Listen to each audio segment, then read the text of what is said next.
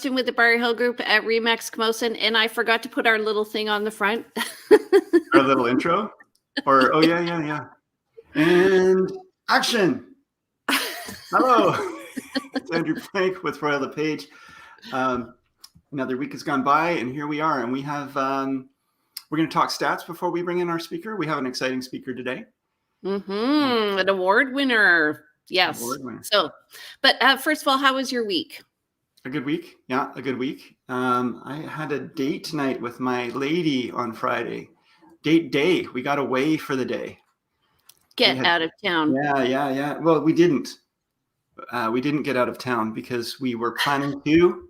And then with all the rain and the Malahat in questionable condition and so forth, we decided let's just cancel all our plans, which were extensive, and did a staycation here in Victoria.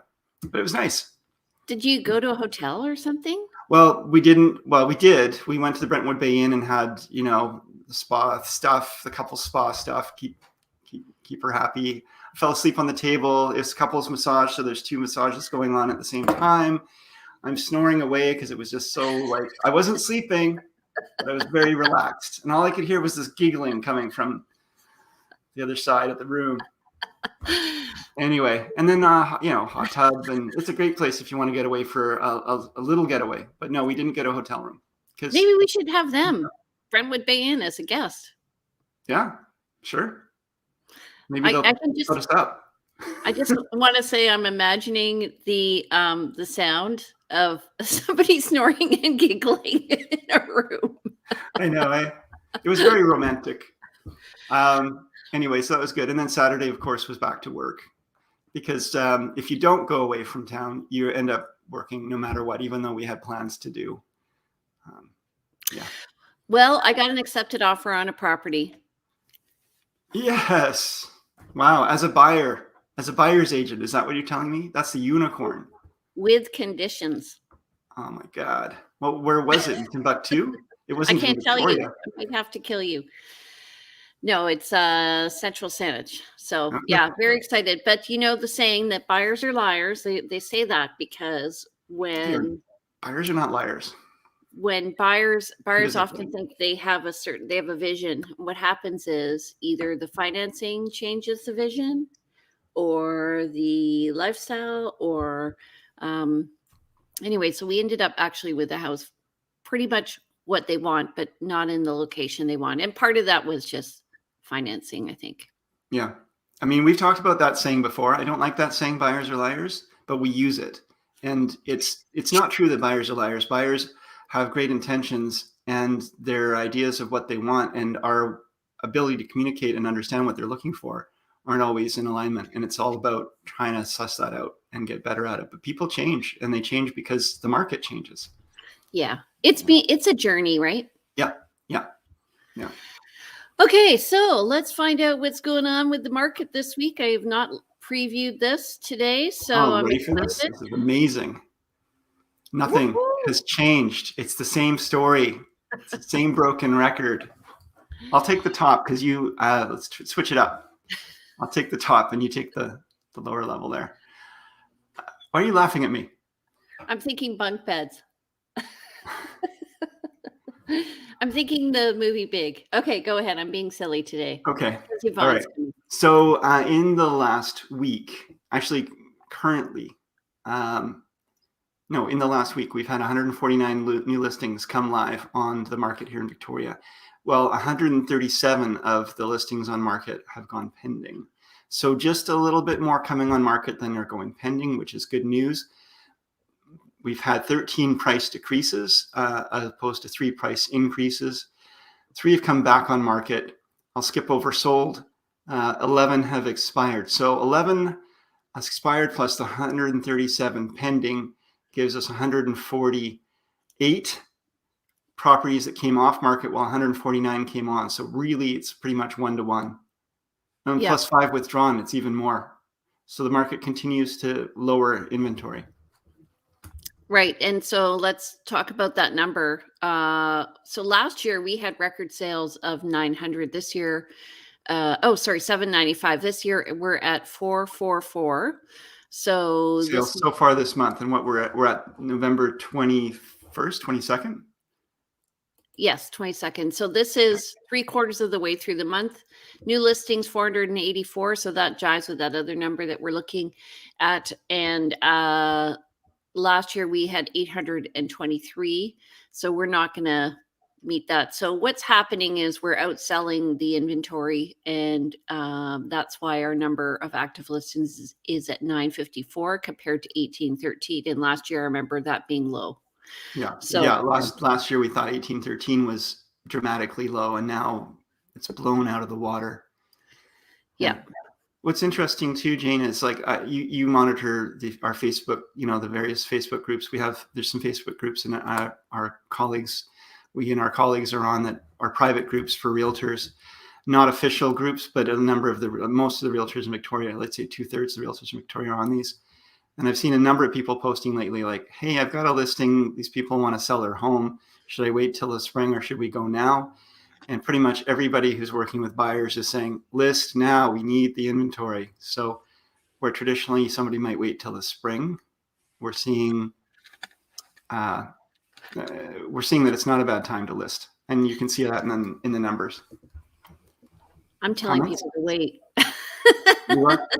Yeah. I am, because I want them to have a choice of inventory on the buying side. So if it's an investment property, I'm saying go ahead, sell. It's a great time to sell. But on the buying side, let's make sure that there's stuff for you to buy. So there's just no choice right now. So yeah, that's a great point. Is that it is very individual, and your individual needs might dictate what the strategy is and the timing. But just from a perspective of selling a home this year versus prior years, it's not a bad time to go on market, despite the fact that it's dark and wet and yeah. Okay, so let's bring on Yvonne. And I added that to the stream too early, but that's okay. Hi, Yvonne. How are you? Oh, sorry. Let me unmute you. This is why it's so exciting when it's live. I was telling Yvonne it wouldn't be a show if he said, she said, they said, if we didn't have technical difficulties. Oh, good. Good morning. Good morning. So Yvonne is coming to us from Calgary. I know her from being online with her, and I'm not sure why my picture is bigger than everybody else's. But I just anyway, changed it. Oh, sorry. Thank you. You can fiddle with it in the background. So Yvonne is an award-winning stager. So tell us actually about your award, your top 10 in occupied home staging. Yeah, it's wonderful. I've received these several years in a row, but it's always a big honor. It's this was the first time that we got awarded for what we call enhanced occupied staging. So when we add a couple of accessories to a property to make it look amazing. 7 years in a row? I've had them 7 years. In 2018, I won Stager of the Year Canada, but I have received them, 7 years in a row. We have a star on the show. I know, right? Yvonne works with a friend of mine in Calgary, Christian, as well. And so we actually know several people and together. And we love rowing. See, so here we go. Right. Yeah. I influenced Yvonne, I think, to learn to row. So she's rowing with a friend of mine who's training out there. Okay, so occupied homes means that these are homes that people are living in and they're staging them to sell. Yes, absolutely. They're getting ready to go to market using their own furniture, art, and accessories. And I come in to advise them on how to set the house up the best way for sale. So from a when people traditionally think staging, they think, okay, I take all of my own furniture out and I'm going to bring in all of this wonderful, amazing furniture and create this sense of this home. And that's really inconvenient and difficult for many people who actually continue to live in their home. So what you're doing is working within the lines of what people have. Yes, absolutely. It's, we focus on, and that's usually a misconception. People think always when it comes to staging, it's like, they think expensive. Now I need to live with rental furniture. And that is very much not true. When you're living in a property, it's very possible to have it staged and we focus on photography. So everything that we do is from a perspective of getting the best photos possible for marketing material. And you can use, I think 98% of all my clients don't need anything when I come through. Nice. Yeah, I found that with my clients too. So the first time I had a home staged, I had a listing, people were coming in and they'd look at this 3-legged table in the hall and they go, how is that standing up? And it was placed against the wall. Actually, it might have just been a 2-legged table. It was placed against the wall. And so the stager came in and she's like, that table's got to go. And sure enough, like the next week, at an open house, people are like, oh, I love that skylight. Like the focus totally changed. Yeah. Yeah. Yeah, and it kind of works like family photos where the tall things need to be in the back and the shorter things need to be in the front, because otherwise your plant is the biggest thing in the photo. So look at everything and, flow of the house. How can people walk through with ease? So there's many elements that you can use to make the house look more appealing and work more functionally. Okay, so let's actually start the show here. Let me just add it to the stream and I'm going to start the show, which means I won't be able to see what's going on. So Yvonne, we'll just say next slide, please. Yes. Well, one of the very important elements that gets not a whole lot of attention when preparing for sale is paint colors and colors in general. So I'm going to talk today about the right paint color when you're selling. So curb appeal is very important. This is for Calgary, a heritage home. And after, got ready for sale, it looked very tired. But if you looked at the next slide, we used heritage paint colors to refresh this house, took the sunshades off and painted all the gutters and fascia, and it looks brand new. I also see you changed out the blinds so that you've got a more consistent and more modern look. It felt very old and tired, and now it looks fabulous, new. I like the addition of the snow in the yard too. That's perfect for you. You don't see that. Yes, it's a nice touch. They are Calgary pictures, yes, for sure.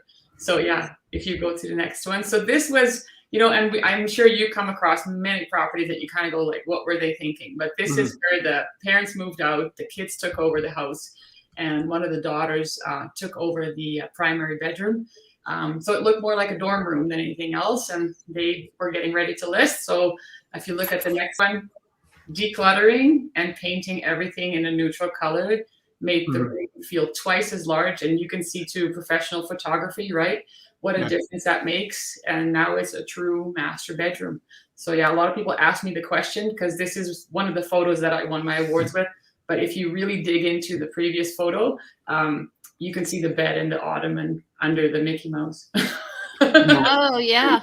And right. The carpet's the same too. Yes, it is. It got cleaned. How about that? Right. Yes. Wow. So it's all about the details. Yeah. I see a lot of buyers who will, they get really interested in a house and they want to see it because, they love the photos.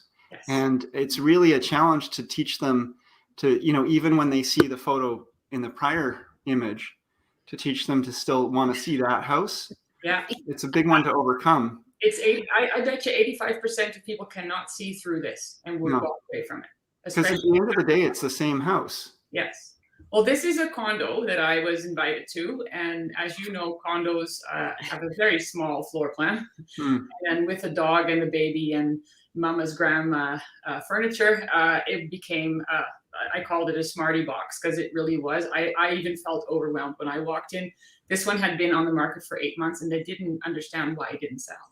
You said a smarty box, did you? Yes. It's like all these colors, right? Yeah. My house was like that too. Well, if you live in it, that's totally okay. But if you're selling it, it's a different. We just painted it all white. Well, and I mentioned the color because I get a lot of questions about this. So here we took the hutch out. We turned the table.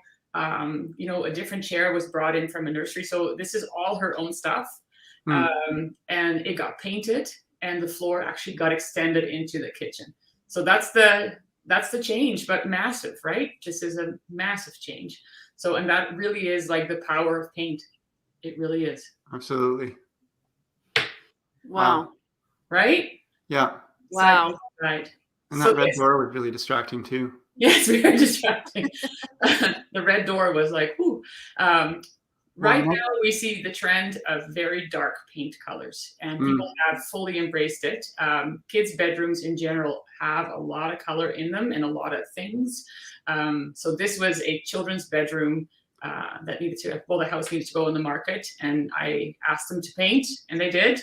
So if you see the next, that's the same room, same artwork, right? So it's like, it looks so much lighter and brighter and calm. And I think not everybody comes in with children. If you have older children, it's a very big difference between young and old children, right? How they approach a room.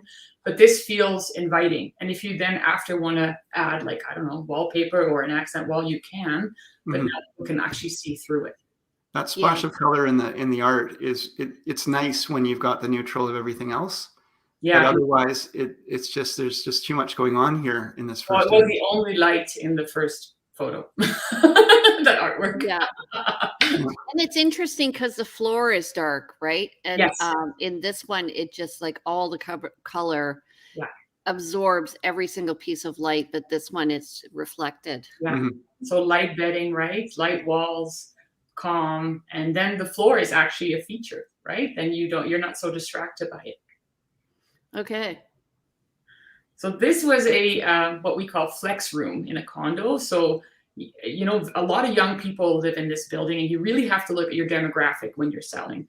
And so these people had a baby, and then the flex room turned into nursery, all sorts of stuff. And she went all out with her pink paint, which is totally fine when you're living in it. If you want to do pink nursery, please have at her. But we also needed to show people the opportunity of that could be an office, right? So if you keep it neutral, even the artwork neutral, it's still a nursery, but now we see more opportunity. Yeah. Wow. Yeah. I had a client just do this. Actually, he's in the middle of doing it right now. It looks way better. Yes. Yeah.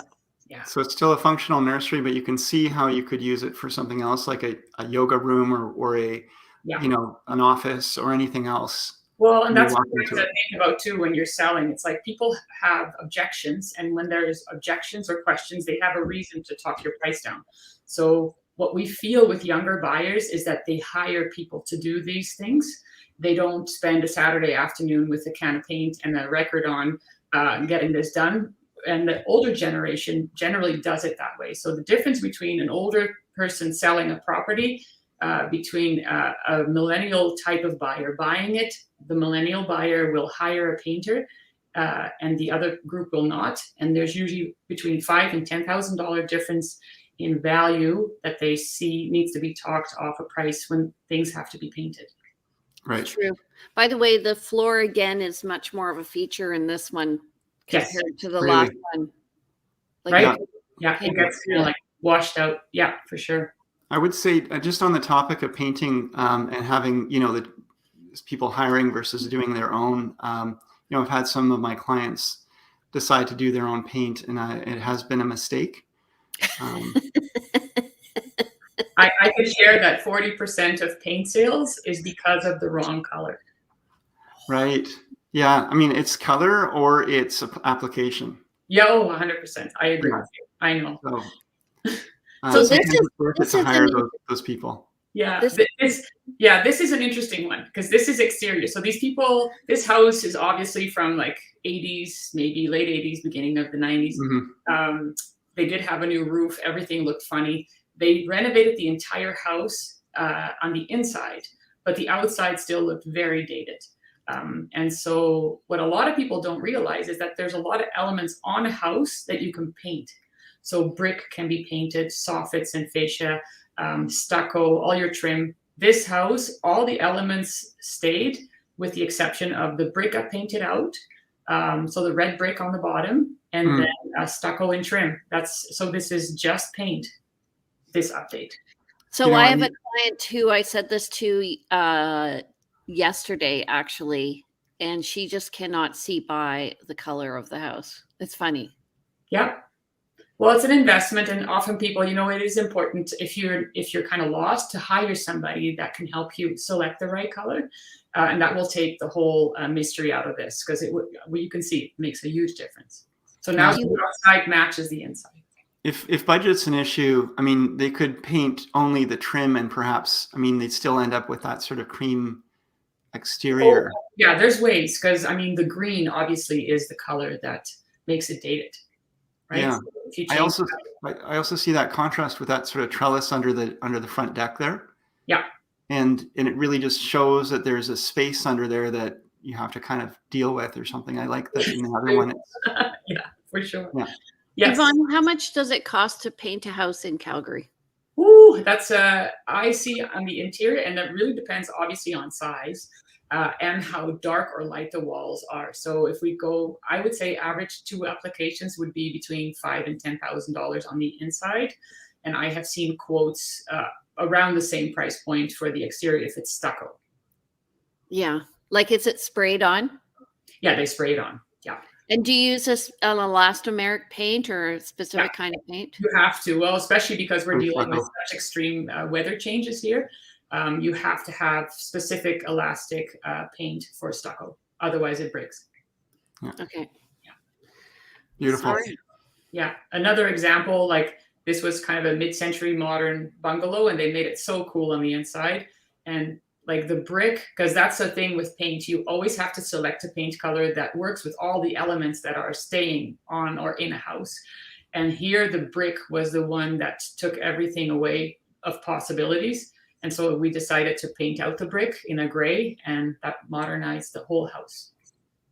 Yeah, it looks really good. I do find here though that having a dark color is hard to maintain because in the sun, in the summer, it gets too hot. What do you think, Andrew?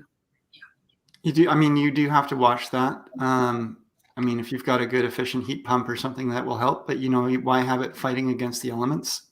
Yeah, when you pick a paint color, you have to look at the exposure too. So this one was north facing on the garage door.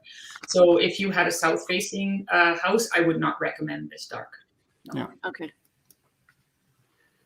So here's your typical condo, or it's a townhouse. And when you walk in, so this is kind of the psychological effect of colors. Here you walk in, you think they have done nothing since it was built. Like you look at the handles, they're at an angle. It's like all this funny trim. And so people don't not alone look at the paint colors, but they also think what else hasn't been maintained, right? So they think of bigger things like furnaces, roof, and things like that. So this is the same kitchen. We have a company here in town that sprays countertops, which is brilliant quick. And they give 5-year warranty on the spray. So this is a fully updated kitchen, same kitchen. Mm-hmm. Right? Oh and so God. right?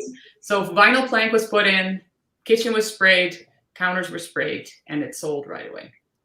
So when I first saw the first picture here, before we moved to the second one, I thought, how hard would it be to remove the trim that's on the front facing on the island, on the peninsula, and on those? And you chose to keep them because that's the simpler option, obviously, and removing them would mean a lot of repair, I would assume. Well, and they're pretty straight lined. They're not very frilly. So, right. Painting it out was brilliant. Yeah. Yeah. Yeah. And the changing the poles is where the big difference also, yes. Like with the hardware dates a place real quickly. Yes. Mm-hmm. How do they do the countertops?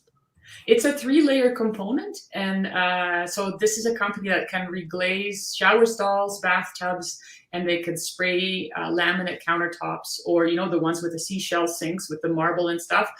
They spray them, and it's a 3-layer component. So it's very, very hard.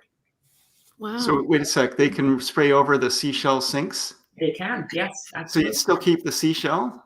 Well, it's sometimes this was a matter of speed and budget. So here we could not, like when you take the countertops off, you also have to do the backsplash. Right. And then it's kind of like domino because the sink needs to be done, right? All that. So this was a matter of fast sale, go to market quickly. And we sprayed it. No, I mean, it is. They've got time, energy, and money. That's what I tell people. There's those 3 dimensions, and how much of each are you going to put into this? And if you're in the spring market already, you're not going to, you don't want to recommend people to take 3 months to do a major reno either. Well, and it has to reflect the price point of the house, right? If this was $1 million property, we would have asked to have the countertop changed. Good point. Yeah. So working within the means, and that goes back to what you said too about who's your end buyer here, and you're not going to really, trick this out. It's like updating it's like supercharging a Pinto. It is, absolutely. Yes. So you changed the light fixtures here too, hey? Not the fan, that one stayed, but we did do, and that's a simple IKEA track light. So yeah, just modernize it, very clean. Because it was a young buyer that was going to move into this, and yeah, it looked really fun. So really good. Awesome. So yeah, so this is a lot of questions that I get. I like gray, and I'm like, no, gray's out, or it's phasing out. Every about 5 years, color trends change. So please don't paint your house gray anymore. And that goes the same. I have a lot of investor realtors. They say revere pewter. And I'm like, that has like a yellow-green undertone. So no. I have a whole book of whites. And what is important is the undertone of the paint that decides which white is the best for you. You cannot select a color in the store. Please don't. You have to see them in your house because there's so many elements that decide on the right color. And all paint is the same. That is also not the case because I see show homes or spec homes, and after using the bathroom, you feel like the glue is seeping down on the walls. Bathrooms need different types of paint. Yes, you need like an eggshell or something. It's actually like water resistant. Yeah, water resistant, mold and mildew resistant. Yeah. Going back to that, just on a side note, I helped somebody into a home, and the baseboards in that bathroom were just destroyed because they'd used sort of an MDF kind of baseboard, and I don't know, it wasn't just about paint, but solid wood in there, because it gets a little wet on that and it just expands. Yes. But people, when they're doing their renos, don't think. Yeah, you're on the coast and water is huge, right? So it's and moisture. We are so super dry, so for us it's not that big of a deal here. But yeah, especially moisture-rich rooms like a bathroom or a sauna room or whatever you have, very important to pick the right paint. I have a question, Yvonne, about the last slide, and that's if the myth is that gray is still trending, what is now trending? Well, I kind of compare it to a wool sweater. So we have moved to like creamy colors, softer tones. So if you think of like a sheep wool sweater, that kind of colors are now the trend because everybody is ready for a little bit more coziness, and so white, light, creamy colors, those are in now.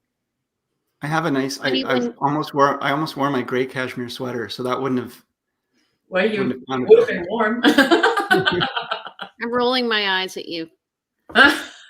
You know what's funny? So when we bought this house, this carpet was new, which I don't really like the color, but and with 2 kids, we decided to keep it because then they would have a place to roll around. But when the dog is older and the kids are older, we're gonna change it. So I'll be calling you for what color carpet. I'll come over anytime. Okay. All right. Let's go to the next one. Okay. So yeah, like I say, 85% of buyers cannot see past crazy wallpaper, colors, and that kind of thing.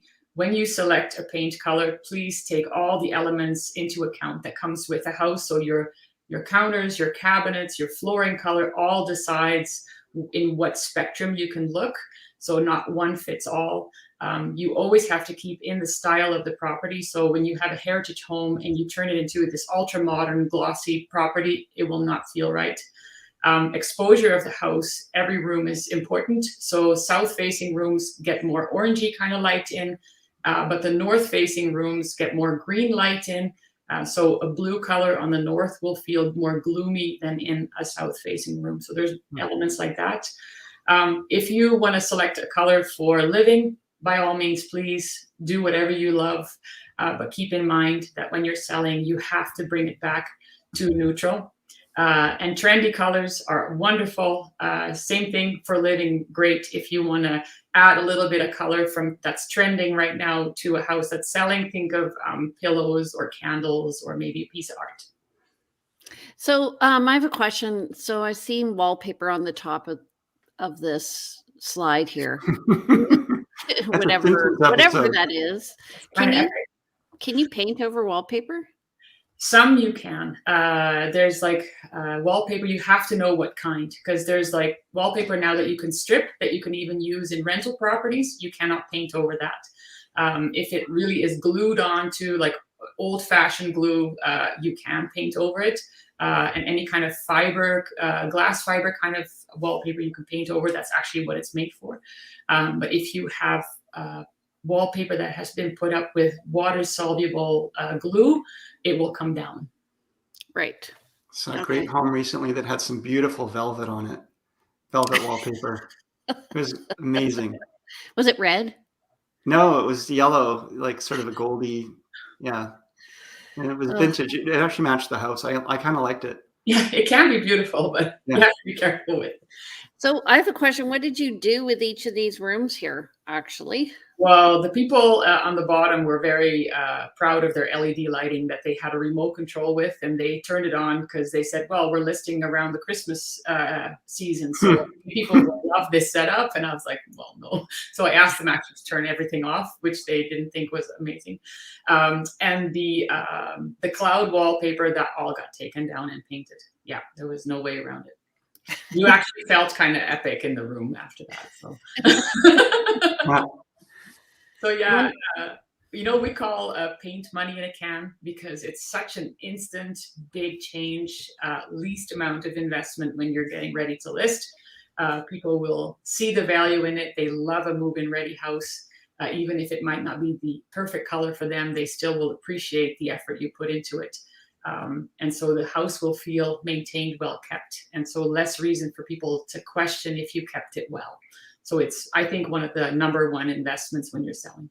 It's a really good point, and something I always, I have a 3-strike rule when going through homes. And I mean, it's my own rule. Buyers have their own rules, so you don't make decisions for them. But the fact is that as you go through a home, you're going to start to notice how it's been cared for. And if you're seeing that it's been well cared for, you assume that other things have been well cared for as well.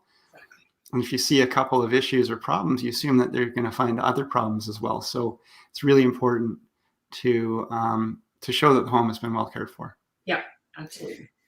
So I have another question regarding people who smoke. I went into a beautiful home. It was a 1920s home, retro, and you could see the cigarette stain, the nicotine stains on the walls. And it would have been a shame to take down all the I think it was plaster, actually. So can paint be used to remove those types of stains? No, and this is a really important question, actually, because we see this a lot. People think, oh, fresh coat of paint, it smells good then, and it does. But what you actually do is you lock in the nicotine smell under the paint. And once it's painted, you cannot remove it. So the best steps to do it is an ozone treatment in the house. So everything needs to be cleaned first, carpets, whatever you can think of. All the soft elements like curtains need to be removed. And then an ozone treatment. And once the ozone treatment has been done, then you can paint. Okay. Interesting. Okay. Yeah. If you paint over walls that have smoke, smell, or nicotine in them, the minute the sun hits the wall or you turn the furnace on, that smell comes back. Right. Yeah. I actually had somebody remove the nicotine. I had to get them to literally hose the walls down. Mm-hmm. If you can, that's wonderful. A drywall, you can't. Yeah. Right. Okay. So how do people get in touch with you? Well, here's all my information. If you have any questions please feel free to reach out. I'm happy to answer questions. So because we also do this by podcast, you can reach Yvonne at stagingcalgary.ca, and her number is, Yvonne? 403-630-0541. Okay, that's awesome. I had a couple more questions for you, Yvonne. Have we got a few more minutes? Absolutely. Yeah. Go ahead. Okay, so I noticed we were talking about, there was one with one of those photos showed an example of, I think the daughter had been living in the room there, but we often list homes with tenants. And do you ever go into a tenanted home, and how do you manage that? Because tenants are not ever as motivated, and they don't have to clean. So do you have any way of? Yes.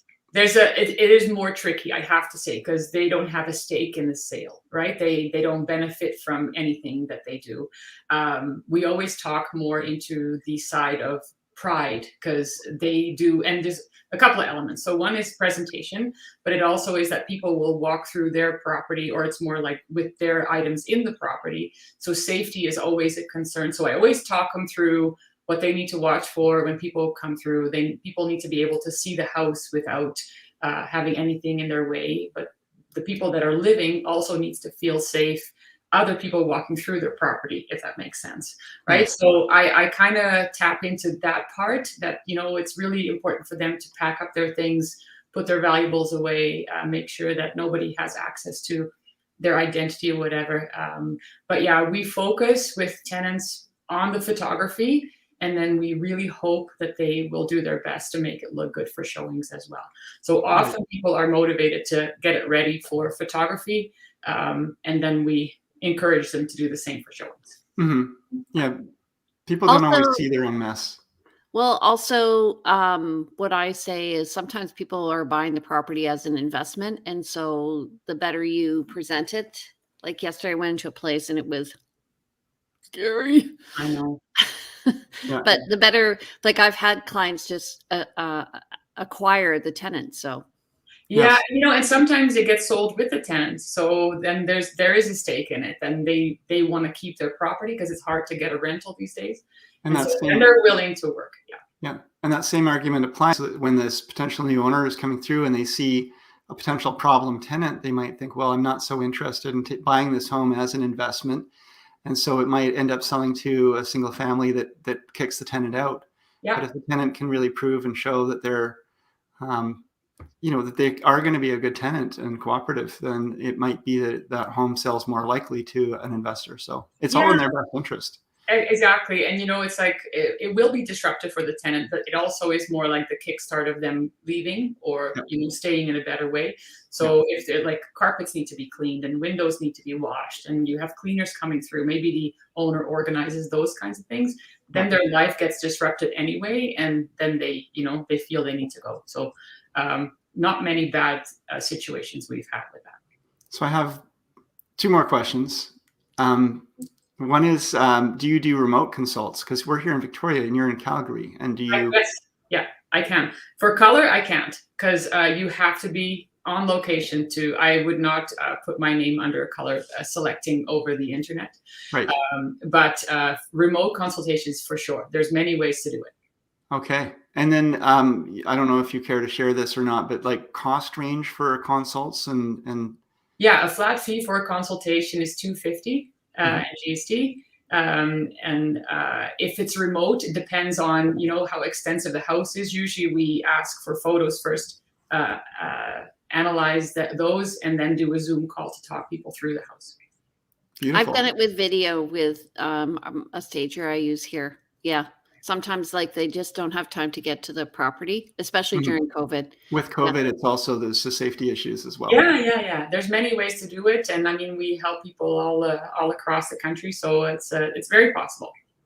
Awesome. Or we could get a whole bunch of properties ready for spring and invite Yvonne over for a weekend. And I will come. There you go. I'm there often, so you know I'll come. Yes. All right. Well, thank you so much. I really enjoyed today's talk. Excellent. Yeah, nice to meet you, Yvonne. Thank you. Thanks for having me. Yeah. Okay, no problem. All right. So, Andrew, how would you like to tell people how to reach you? Well, they can reach me by phone or text at 250-360-6106. That's 250-360-6106.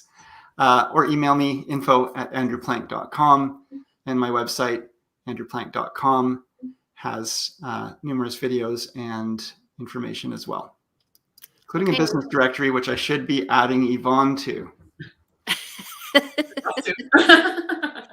All right. And if people need to reach me, my name is Johnston. I'm with the Briar Hill Group at Remax Camosun. My number is 250-744-0775. And my email is briarhillgroup@gmail.com. And you can reach me at Briar Hill Group, where you will see videos on buying and selling, or Vancouver Island Time, where you will see videos on neighborhoods and the show. And don't forget, by the way, hold on, sorry, Yvonne, subscribe. Oh, poor Yvonne. I'm gone. All right, everybody. Have a great week. So next week, what I thought maybe we could talk about is property disclosure statements. It came up this weekend on our show. Sure. On our thing. Yeah. Anyway, okay. All right, everybody. Have a great week. Don't forget, every Monday at 10 a.m. we'll see you here. If you have any questions, please give us a call. And Gabriella is saying hello from Nicaragua. So hello, Gabriella. Wow. Amazing. Bye. See you later. Bye-bye. Bye, everybody. Thanks for coming.